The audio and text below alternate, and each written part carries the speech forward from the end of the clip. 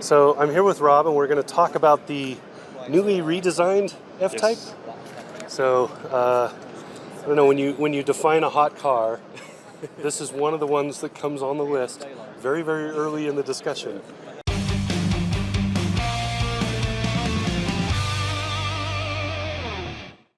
So what did you do this year? What's changed on this car? Yeah, so a tremendous amount, especially on the exterior. So if you actually look basically from the A-pillar forward, everything's new.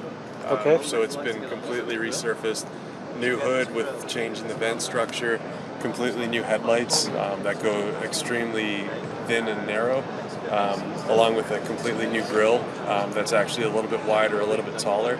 And we've also hidden the bumper beam that used to be exposed, so to just completely clean it up and really make it look that much bigger, that much more aggressive, which I think just really kind of makes it a huge change. On the side, you even see we redid the entire vent here, tying it in with the front grille, also moving to the Jag Leaper on the side. This is one of those, you start to see a tremendous amount of small details everywhere you go around the car.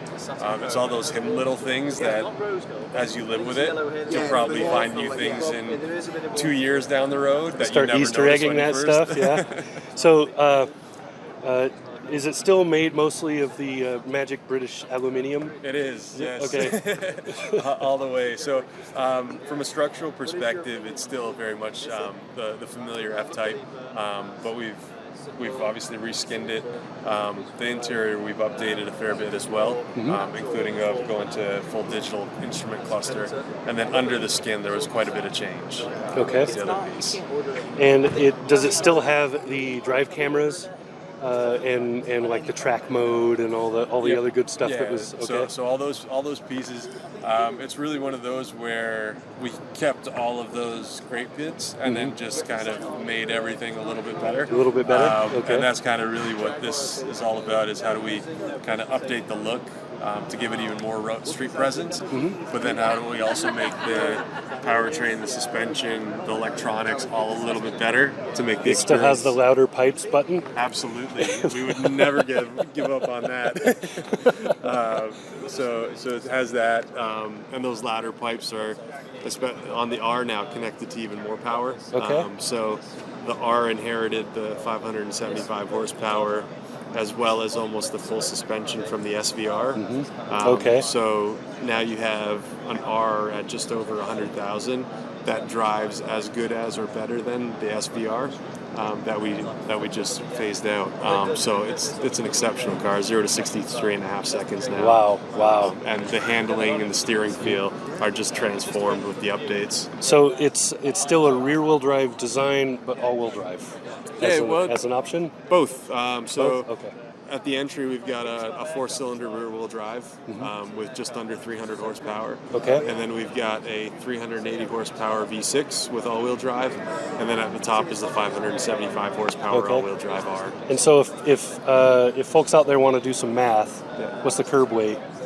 The curb weight, depending on the version, you're in around the 4,000 mark. Okay. For the curb weight, which is, and then kind of with all the gearing and the transmission, that's where we get a spread from about 5.4 seconds 0 to 60 on the 4-cylinder, all the way down to 3.5 seconds on the V8. Yeah. That's awesome. And one of my favorite things with any Jaguar Land Rover, so any of your vehicles, is you always have the little James Bond factor. Yeah. So you always have something that you start it up and something says, "Good day, Mr. Bond." So you'll have in some of them the shifter comes up. Yep. In this one, it's the center air vents pop up. We've kept that for you. So you kept that? You've cool. got it still. Cool. 'Cause, that's where you get in and you get in the car. And yes, it's a very, very awesome car. Oh, yeah. Yes, it sounds really, really cool. Of course, it goes really, really fast. Yeah. But you want that little thing where you just start it up and the car goes, "Good day." Yeah. And you want to feel it just adds one more level, right? It Exactly. makes you really, really That's cool. kind of where it's like, we don't want cars that just you get in and out of and get from point A to point B. How do you actually stir some emotion every time someone gets in it or walks by it or is just looking at it from afar? And it's those little things that I don't like to bring up competitors, But it's those little things that say, you know what, I could get 2 Corvettes, or I could get this, right? And you just get this because, I mean, come on. I like right? your thinking. It's got the little air dam that comes up. The rear spoiler comes up as you get to speed. The roof works at up to like 18 or 20 miles an hour. Oh no, it's up to 30. Is it 30? Yeah. Wow. Wow. So you can do a decent clip and move that roof. Yeah. Awesome. You could use it. So you could run the roof because it started raining from the stoplight all the way up to speed. Absolutely, as I have. Yeah. Assuming you're not mashing the pedal. Or you just keep cruising down the street and don't even worry about stopping. Go fast enough it blows over. That's what you do. I really like what you've done with this car. It's a great car. Thank you. Credit to our designers for the updates. I see differences on the rear end though. Are there things back here that changed? Yeah, there's a few things here as well. So, namely, the taillights have taken on a new design. So, with the initial years, we had more of a rounded taillight, and that was synchronized perfectly. We had more of a rounded taillight, which was harkening back way more into Jaguar history. Now we've adapted the chicane look, which was first out on I-Pace. But here we've kind of given it even a little bit more depth and like a lot more 3-dimension. Again, just add a little bit more to that cool factor, another one of those little details. And then the lower air dam, depending on the version you get, that's been updated as well. So I'm seeing is this a smaller engine in this particular one? This is the 4-cylinder. Okay, that's why it has like the HDMI single, looking port in the back instead of the big twice pipes or That's something. the first time I've heard it called that. Thank you. It does look very much like a mini HDMI.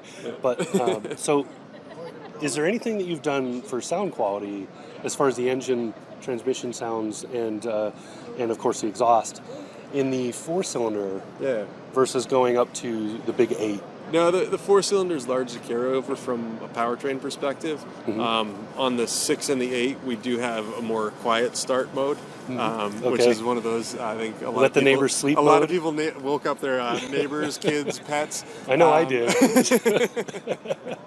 So there is a quiet start mode. Fortunately, there's still a loud start mode, too, if you do want to wake up your neighbors, kids, or pets. So that's still in there as well. Okay. Or you want to peel out of the car show? But it's one of the I think for us it was one of those that the sound of the car was such a signature that so many people fell in love with. It was another one of those beats of don't mess with that. Right. And so we tried to really keep true to that. Okay. So final question. I'm not going to ask you about audio stuff.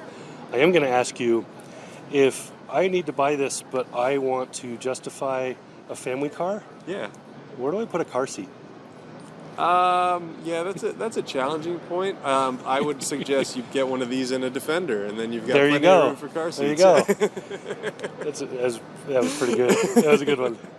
So there we go. Talking about the new Jaguar F-Type. It's been redone this year, and well, I don't know how to say that. It doesn't matter. It's pretty, and it's really awesome.